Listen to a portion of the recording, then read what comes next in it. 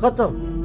یہ باپا جانی کے مریدین بیان کرتے ہیں, وہ کہتے ہیں نہیں میں روزہ شریف پہ حاضر تھا, تو جب میں نے سلام عرض کیا تو اندر جعلی شریف سے جواب آ گیا. یعنی یہ جواب نہ سیدہ فاطمہ کو آیا کبھی, نہ مولا علی کو آیا, نہ سیدہ عائشہ کو آیا, نہ کبھی ابو بکر عمر کو آیا, باپا جانی کے مریدوں کو آ گیا. وہ کہتے ہیں جی میں حیران ہو گیا کدھر سے آواز آ رہی ہے, تو غور سے سنا تو جعلی شریف سے آ رہی تھی. حالانکہ اس کو پتہ ہی نہیں ہے کہ جعلی شریف کے پیچھے کوئی نبی علیہ السلام کی قبر تو نہیں ہے, وہ تو بہت دور ہے, قبر دیوار ہے ادھر. کوئی بندہ قبر کے باہر بھی کھڑا ہو کے بولے تو تب بھی جعلی سے باہر آواز نہ آئے. اچھا وہ کہتے ہیں جی وہ آواز آئی تو کہ میرے لیاس قادری کو میرا سلام کہنا. کہتے ہیں میں گھر آیا میں بھول گیا. سر یہ واقعہ آپ کے ساتھ ہو جائے اور آپ بھول جاؤ, آپ عاشق رسول بھی ہو, چلو کوئی نجدی ہو تو بھول ہی جائے,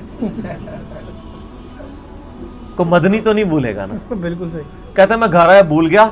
ایک دن کیا ہوا کہ میں نے وہ کہتے ہیں میں نے ٹی وی چینل لگایا ہوا, تو وہ اذان کے دوران نا روزہ شریف کی جعلی انہوں نے دکھائی, کوئی ریکارڈنگ اذان کی چل رہی تھی, اس دوران روزہ شریف کی جعلی دکھائی. تو کہتا ہے ٹی وی میں سے آواز آ گئی تو نے ابھی تک سلام نہیں پہنچایا.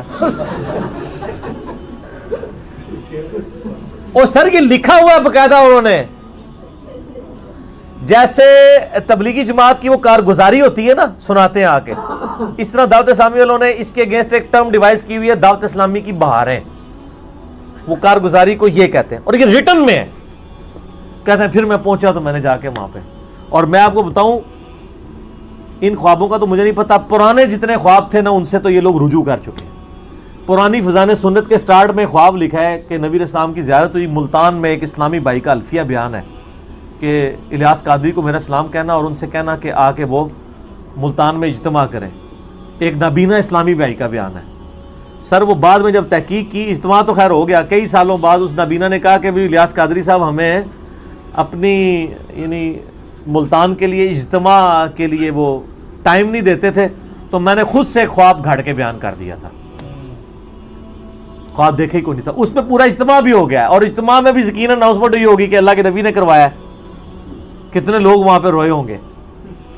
میں خود یعنی کئی رائیونڈ والوں کو ملوں, وہ کہتے ہیں کہ نبی علیہ السلام صحابہ سمیت رائیونڈ اجتماع میں آتے ہیں.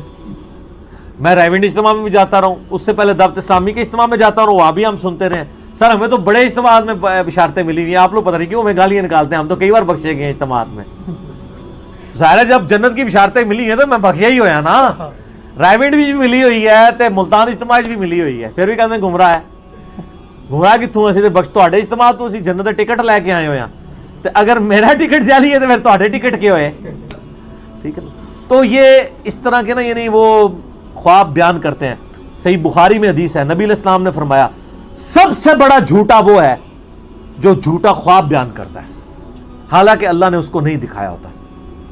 اور سر جھوٹے کا مطلب آپ پھر سمجھ لیں, لعنت اللہ علی الکاذبین, جھوٹوں پہ اللہ کی لعنت. اور اللہ کی لعنت کا مطلب کیا ہے؟ اللہ کی رحمت سے دور. اللہ کی رحمت سے دور کا مطلب کیا ہے؟ اللہ کے عذاب کا مستحق. بڑے کبیرہ گناہوں میں سے ایک جھوٹ بولنا ہے. اور یہ لوگ جھوٹے خواب, وہ بھی نبی علیہ السلام کے, اور نبی علیہ السلام پہ آپ جھوٹا خواب بیان کریں گے پھر آپ پہ وہ والی حدیث بھی لگے گی بخاری و مسلم کی جس نے میری طرف جھوٹی حدیث منسوب کی. حدیث کا مطلب صرف نبی علیہ السلام کا فرمان نہیں, ان کی طرف جو بات منسوب کی وہ اپنا مقام دوزخ میں دیکھ لیں. تو اب وہ اس سوال کی طرف میں اینڈ پہ واپس آؤں. یہ گلدستہ اہل بیت کے والے سے تارج میر صاحب کے کسی چاہنے والے نے اگر خواب دیکھا ہے, ہم نہ ایسے خوابوں کی تصدیق کرتے ہیں نہ ان کی تکذیب کرتے ہیں, معاملہ اللہ کے سپرد کرتے ہیں. ان سے آپ باقی والے عقیدے نہ نکالنے شروع کر دیا کریں, وہ بالکل غلط ہے. آپ میرا خوابوں کے اوپر علیحدہ سے 6B مسئلہ بھی دیکھ لیں.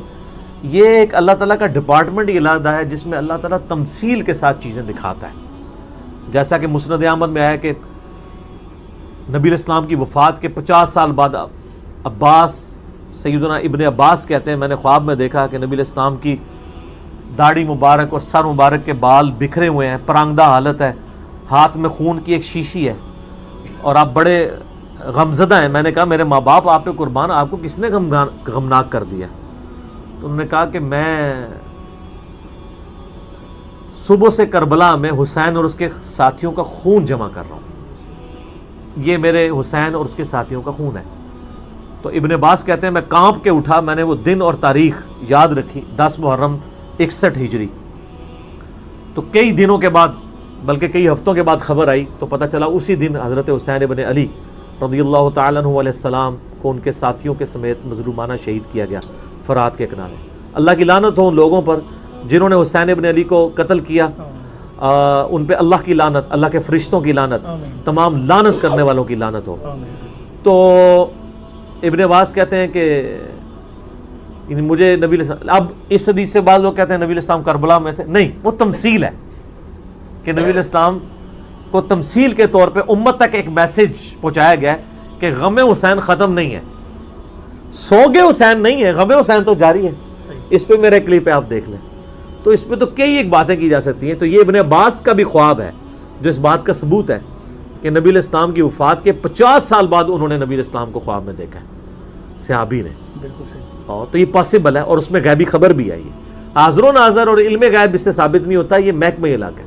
ہم یہ مانتے ہیں کہ اللہ تعالیٰ اپنے نبی کو جتنی غیب کی خبریں چاہتا ہے عطا فرما دیتا ہے، اس میں تو کوئی نہیں ہے، کوئی دوسری رائے نہیں.